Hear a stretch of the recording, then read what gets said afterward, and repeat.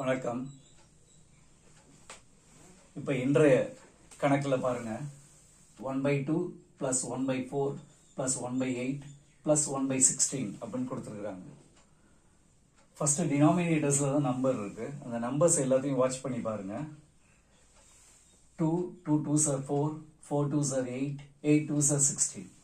அது மாதிரி வந்திருக்கு. இது மாதிரி வந்துச்சுன்னா எல்சிஎம் எடுத்து நீங்க கணக்கு போடுறதுக்கு நேராகும். சிம்பிளா ஆன்சர் நம்ம இப்படி எழுதலாம். லாஸ்ட் நம்பர் என்னவோ அதை எழுதுங்க டினாமினேட்டர்ல. நியூமரேட்டர்ல ஒன்னு மைனஸ் பண்ணி எழுதுங்க.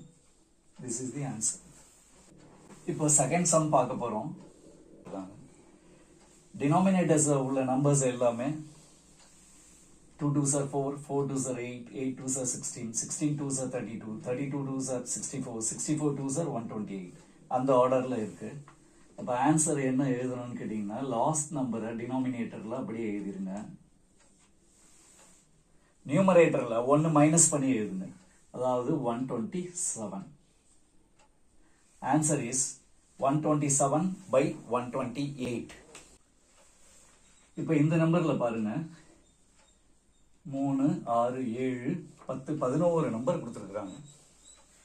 எல்லாம் பாருங்க ரெண்டால மல்டிப்ளை பண்ணி அப்படியே வந்துட்டே இருக்கு. 128ஓட மல்டிப்ளை பண்ணா 256, 512, 1024, 2048.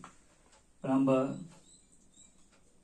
டினாமினேட்டர்ல 2048ன்னு எழுதிட்டு ஒன்னு மைனஸ் பண்ணி 2047 போட்டுருங்க. That is the answer.